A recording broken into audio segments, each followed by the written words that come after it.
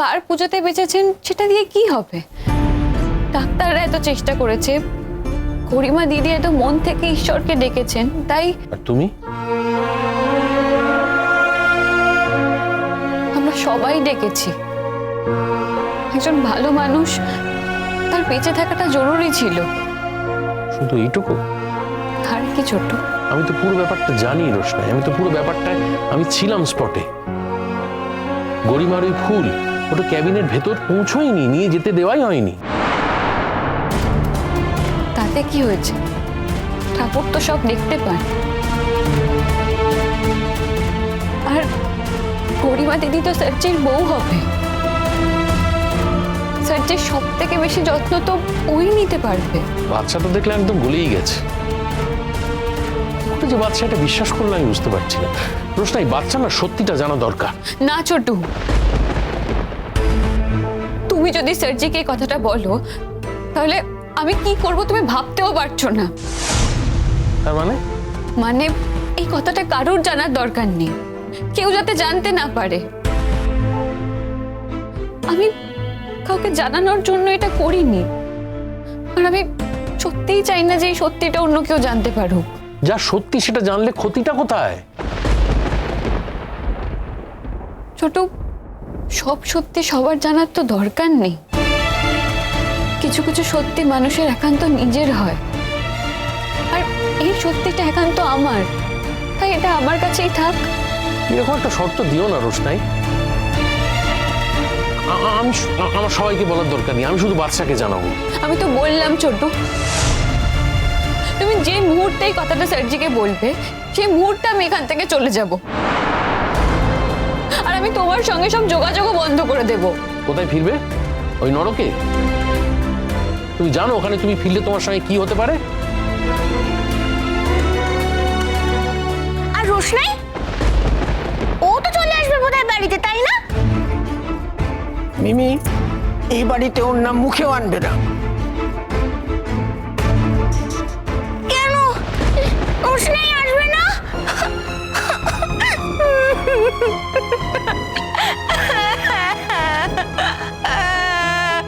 এই বাড়িতে যে 5 মিনিট শান্তি করে একটু কথা বলবো না, তার কোনো উপায় নেই। বড়দি, বড়দি, তাড়াতাড়ি এসো, নিজের মেয়েকে সামলাও। কি হয়েছে নিজে? হ্যাঁ, কি হয়েছে? কাঁদছিস কেন? কি হয়েছে? রোশনাইয়ের জন্য না আমার খুব মন কেমন করছে। চুপ করো, ও কবে আসবে মা? চুপ করো, মিনি চুপ করো। বৌদি প্লিজ ওকে এখান থেকে নিয়ে যাও প্লিজ। মেজো ঠাকুরপো, এত বড় মেয়েকে তো আর বেঁধে রাখতে পারি না, আমাকে হাজারটা কাজ করতে হয়। বড়দি, দয়া করে না এই কাজের কথা তুমি আর বলো না, কেমন? তুমি কাজ ছাড়া আর করবেটা কি বলো তো? আমি তো কিছু বলিনি, আর এটাও বলিনি যে কাজ করতে চাই না, কিন্তু কাজ করতে করতে তো সবসময় ওকে দেখে রাখতে পারি না, এদিক ওদিক চলে যায়, আমি সেটাই বলছিলাম। ঠিক আছে, এবার থেকে ওকে বেঁধে রাখবো। চল তুই চল। মুশকিল কি জানো তো মা, এই বাড়িতে না কোনো আলোচনা সুস্থভাবে করা যায় না। বাচ্চা একটু সুস্থ হয়ে উঠেছে, আমরা একটা সেলিব্রেশন করব ভাবছি, সেটা নিয়ে একটা আলোচনা করছি কি করছি না, ব্যাস মাঝখানে মিনি এসে বকে যাচ্ছে, তো বকেই যাচ্ছে। রাজা, তুই যার সম্পর্কে কথা বলছিস সে কিন্তু তোর ছোট বোন, ওর দায়িত্ব শুধুমাত্র আমার একার নয়। হ্যাঁ, তোর বউয়ের কোনো দায়িত্ব নাই থাকতে পারে, ও পরের বাড়ির মেয়ে, কিন্তু তুই তোর দায়িত্ব অস্বীকার করতে পারিস না। মা, তুই তো কলেজে পড়াস, ছেলে মেয়েদের তৈরি করিস, কি তাদের তৈরি করিস রে? তোর তৈরি করার মধ্যে এগুলো পড়ে না বুঝি? নিজের বোনকে সবার সামনে অপদস্থ করিস, অপমান করিস কেন? ও যখন কান্নাকাটি করছিল ওকে আমার কাছে রান্নাঘরে দিয়ে আসতে পারিসনি? পারতিস তো। চলো মিনি, রান্নাঘরে আমার কাছে গিয়ে বসবে, এসো। হ্যাঁ, সেই রোশনাইয়ের জন্য মন খারাপ করলে কিছু বলা যাবে না, কাউকে কিচ্ছু বলা যাবে না। চলো। ভালো লাগে না।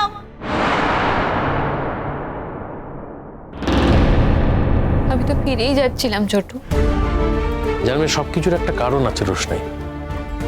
ঈশ্বর তোমার জন্য অন্য কিছু লিখে রেখেছেন, তাই তিনি নিজে হাতে করে তোমায় এখানে ফিরিয়ে এনেছেন। ঈশ্বর যে কারণের জন্য আমাকে এখানে ফিরিয়ে এনেছেন, সেই কারণ যেন অন্য কারোর জীবনে না আসে। আমি তোমাকে কথা দিচ্ছি রোশনাই, আমি কাউকে কিচ্ছু বলবো না। কিন্তু একটা কথা আমায় বলো তো, বাদশা তো এরপর বাড়ি চলে যাবে, তুমি কোথায় যাবে? বেনারস ফিরে যাব। আর খবরদারি কথাটা বলবে না আমার সামনে। বেনারস ফিরে যাও। ভাগ্য একবার তোমার সঙ্গ দিয়েছে, বারবার দেবে না রোশনাই। তুমি যে কথাগুলো আমাকে বলছো, আমি কোথায় থাকবো এখানে? কোনো থাকার জায়গা আছে আমার? কেউ আছে আমার এখানে? আমি তো আছি রোশনাই। তুমি কি করবে ছোট? তোমার কি মনে হয় আমার তোমার জন্য কিচ্ছু করার নেই? তুমি আমার দায়িত্ব নেবে? একটা মেয়ের থাকা খাওয়ার খরচ কত তুমি জানো? আর আমি তো কিছু করি না এখনো। বাদশা কোনোদিন চাইনি তুমি এখান থেকে চলে যাও। আমি তো দেখেছি কি উদ্ভ্রান্তের মতো ও ছুটে গিয়েছিল তোমাকে ফিরিয়ে আনতে, আমি সাক্ষী। ভুল করেছিলেন, আর আমিও সেদিন আমি সার্জিকে যা অপমান করেছি, সেই জন্যই তো। অপমান? হ্যাঁ ছোটু, আমি সার্জিকে অপমান করেছিলাম বলেই তো সার্জি অপমানিত হয়ে জোরে জোরে বাইক চালাচ্ছিলেন, আর সেই জন্যই তো ওনার অ্যাক্সিডেন্ট হয়েছে। ছোট, আমার জন্য ওনার অ্যাক্সিডেন্ট হয়েছে, আমার জন্য ওনার অ্যাক্সিডেন্ট হয়েছে। তোমরা সবাই মিলে মেয়েটাকে হারাচ্ছিদ্রা করো কেন? জাহ্নবী, সকালবেলা উঠে তুমি পুজোর আলোচনা করতে এসেছো? ঠাম্মি, এতগুলো লোক বাড়িতে, তোমার শাশুড়িকে একা সব সামলাতে পারে? শ্যাম বাইরে কাজ করে, তুমি তো তোমার শাশুড়ির হাতে হাতে একটু সাহায্য করতে পারো। বলছেন কি মা আপনি?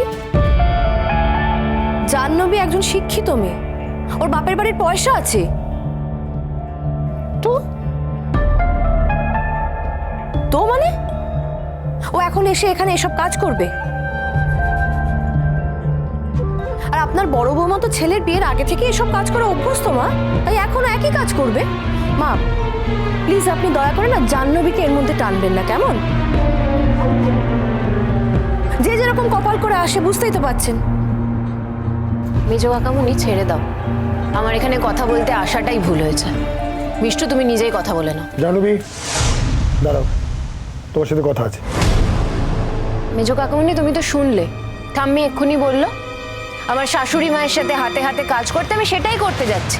হ্যাজ ইফ আমি কোনোদিন রান্নাঘরে ঢুকিনি। খাট হয়ে গেছে নাতবু, আর বলবো না। আমারই ভুল, আমি বলে ফেলি। মা প্লিজ। আর জাহ্নবী, আমার মায়ের কথা তোমার খারাপ লাগছে? মা শুধু চান যে সংসারের মধ্যে কাজের একটা ব্যালেন্স থাক, আর কিছুই না। আর আমরা তো তোমাকে কিছু বলছি না। সত্যনারায়ণ পুজো আছে, যা যা অ্যারেঞ্জমেন্ট করা দরকার করো, কোনো অসুবিধা নেই। আর বিষ্ণু, তোর ওসব কি একটা ছিল না যেটা বলছিলি? হ্যাঁ হ্যাঁ বাবা, আছে তো। শোনো, তার অ্যারেঞ্জমেন্ট করে নাও। বাদশা আর গরিমার জন্য যেন স্পেশাল অ্যারেঞ্জমেন্ট থাকে, কেমন? থ্যাংক ইউ মা। ছেলেটা এখনো বাড়ি ফিরলো না হাসপাতাল থেকে, এর মধ্যে উৎসব। কি জানি বাবা।